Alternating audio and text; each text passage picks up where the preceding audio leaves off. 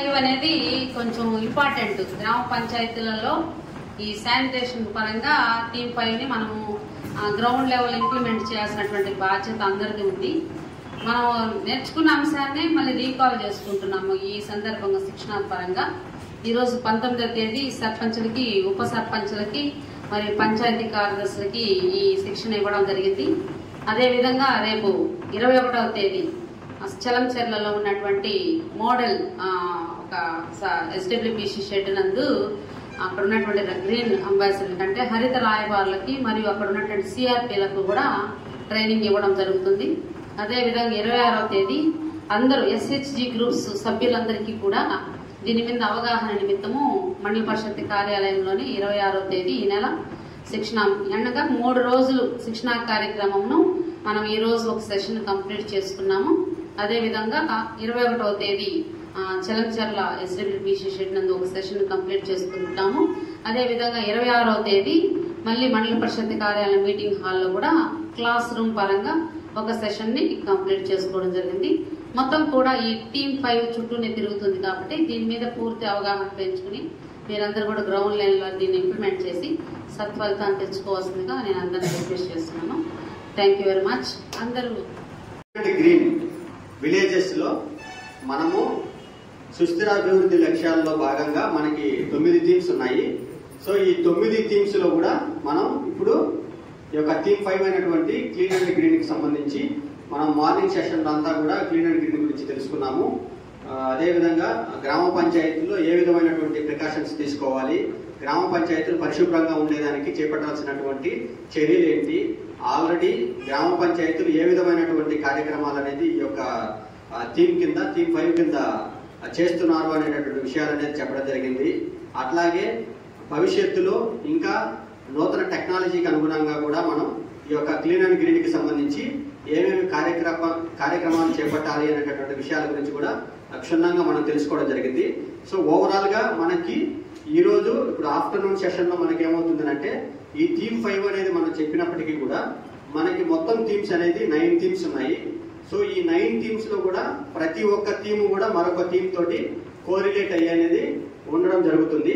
So మనకి theme 5 అనేది కేవలం ఆరోగ్యానికి, ఈ యొక్క పరిశుభ్రతకి సంబంధించి, తర్వాత గ్రీనరీకి సంబంధించి అయినప్పటికీ కూడా సో అందులో మనంగానే ఏమైనా మిస్టేక్స్ కానీ చేసినట్లయితే అది మరలా హెల్త్ కి సమస్య వచ్చేదానికి అవకాశం ఉంటుంది. కాబట్టి పరిశుభ్రంగా కానీ లేకపోతే అనారోగ్యకరమైనటువంటి వాతావరణం అనేది గ్రామ పంచాయతీల్లో డెవలప్ అయ్యేదానికి అవకాశం ఉంటుంది. తదనుగుణంగా ఏమైంది, అది మళ్ళా థీమ్ 2 అయినటువంటి హెల్దీ విలేజెస్ మీద ఇంపాక్ట్ అయ్యేదానికి కూడా అవకాశం ఉంటుంది.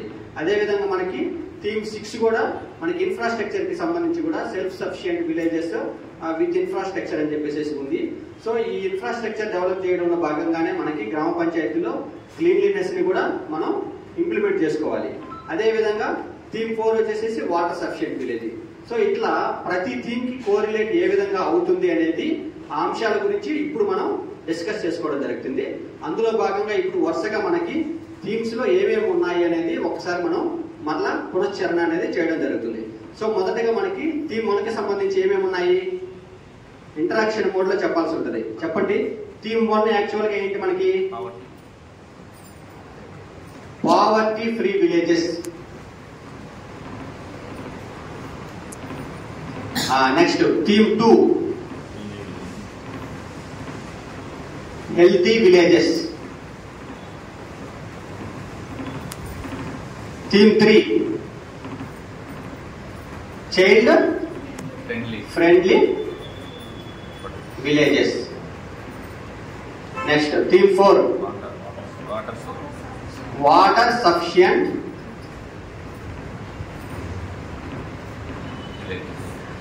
Village. Next theme 5 clean and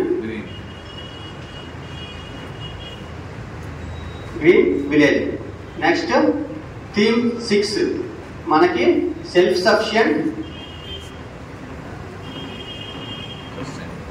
infrastructure village. Next theme 7 social justice and social secure village, సామాజిక భద్రత మరియు సామాజిక న్యాయం. నెక్స్ట్ థీమ్ 8 ఏముంది ఇక్కడ? థీమ్ 8 లో good governance. Next theme 9 women friendly village. So మనం మార్నింగ్ సెషన్ లో కూడా మనకి మస్తాన్ సారు క్లియర్ గా ఈ యొక్క 9 థీమ్స్ కి సంబంధించి కూడా మనకి చక్కగా చెప్పడం జరిగింది. సో ఈ ఆర్డర్లో ఏవైతే ఉన్నాయో ఇవి మనకి 2030 వరకు కూడా ఖచ్చితంగా ఈ యొక్క 9 థీమ్స్ అనేది మనకి థీమ్ వారీగా నెంబర్ వారీగా కూడా మనం గుర్తుపెట్టుకోవాల్సినటువంటి అవసరం ఉంది.